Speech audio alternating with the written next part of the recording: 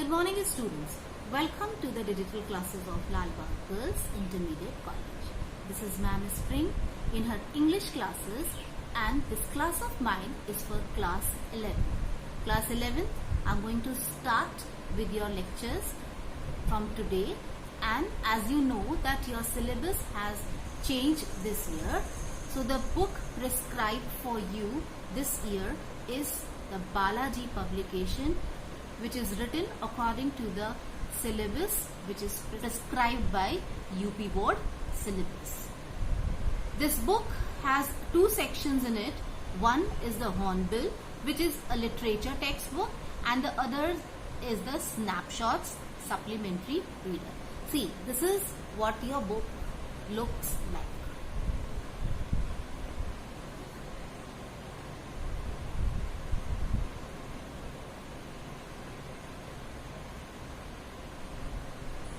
So you have to go by this book.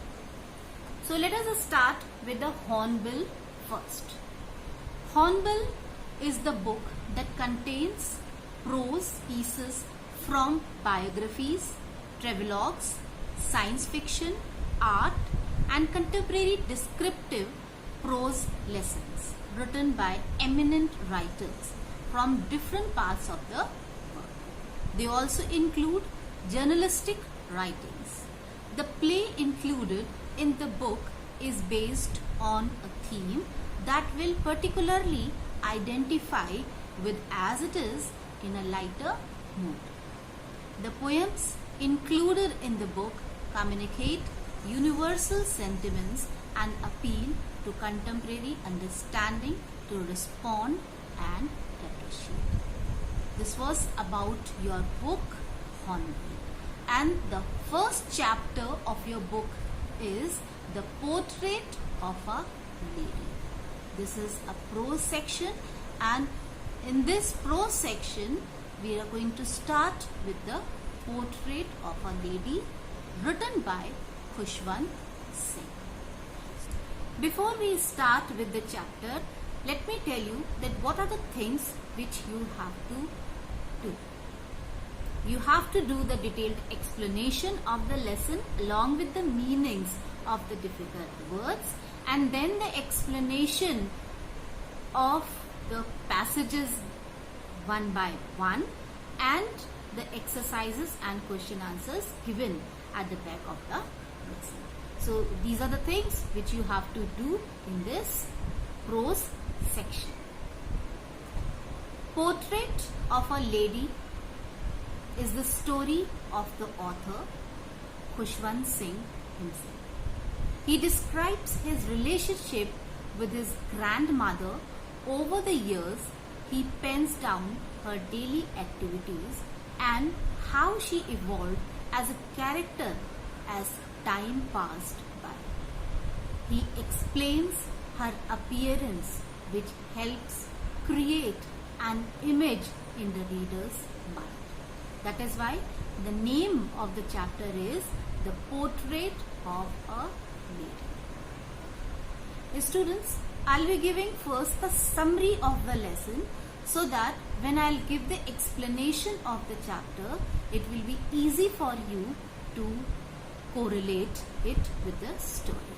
So let me start with the summary of The Portrait of a Lady.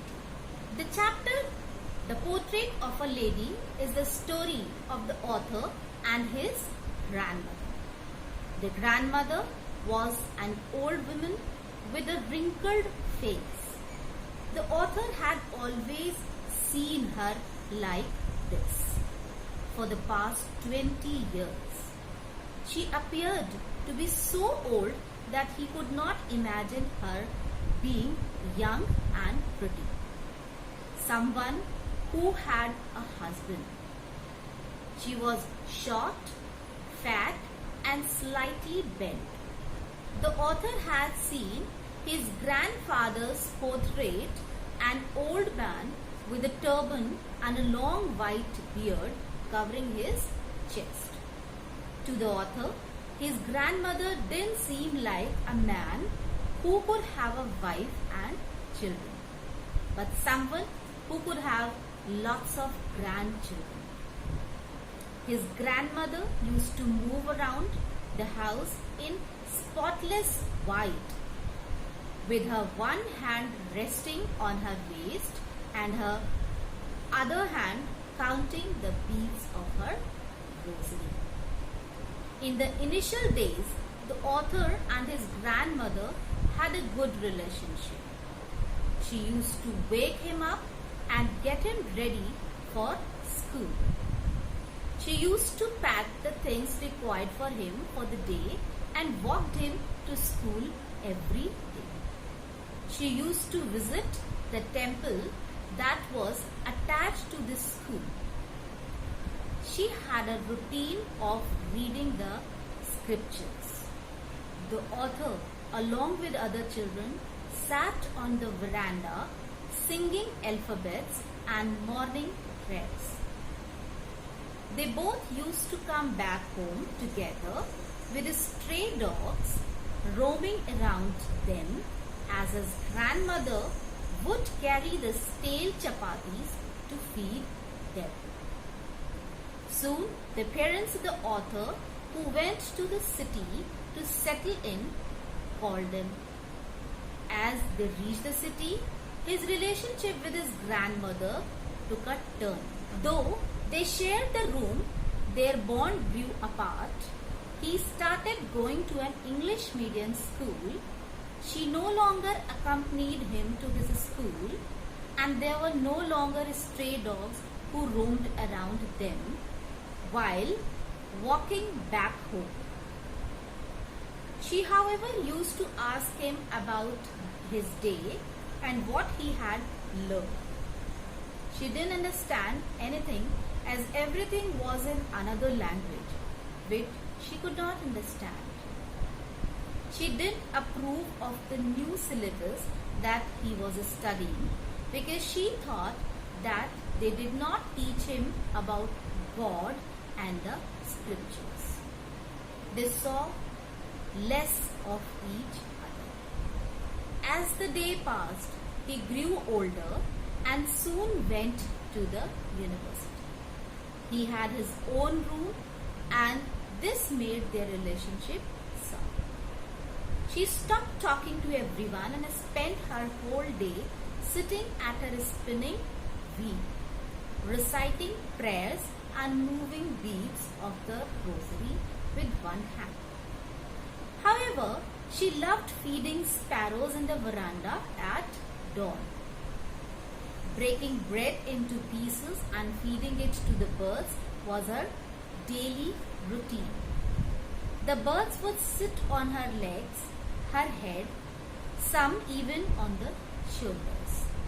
Soon, the author decided to go abroad for further studies. She came to the railway station to leave him off. She was not sentimental, continuously recited her prayers. Her mind lost in the prayers, and she kissed him on the forehead. After 5 years, as he returned home, she was there, came to pick him at the station, was still the same as she had been 5 years ago. She clasped him within her arms and didn't say a word. She still used to feed her sparrows. One day, she didn't recite her prayers, but instead collected the women of the neighborhood, got a drum and started singing. The next morning, she was ill with mild fever. The doctor said that there was nothing to worry about, but she was sure that her end was near. She didn't want to waste her time talking to anyone in the family anymore, but spent her last hours in reciting her prayers. Laying on the bed, she died, and so her body lay on the bed, lifeless. As they prepared for her funeral, they saw all the sparrows sitting in the veranda around her, mourning her death. So this was all about this chapter, the portrait of the lady. I'll be reading this chapter and will be giving the explanation of this chapter paragraph wise, so that you may understand each and every line, as you have to give the explanation of the paragraphs asked. So in the next class of mine, I'll be giving the explanation of this chapter paragraph wise. Thank you.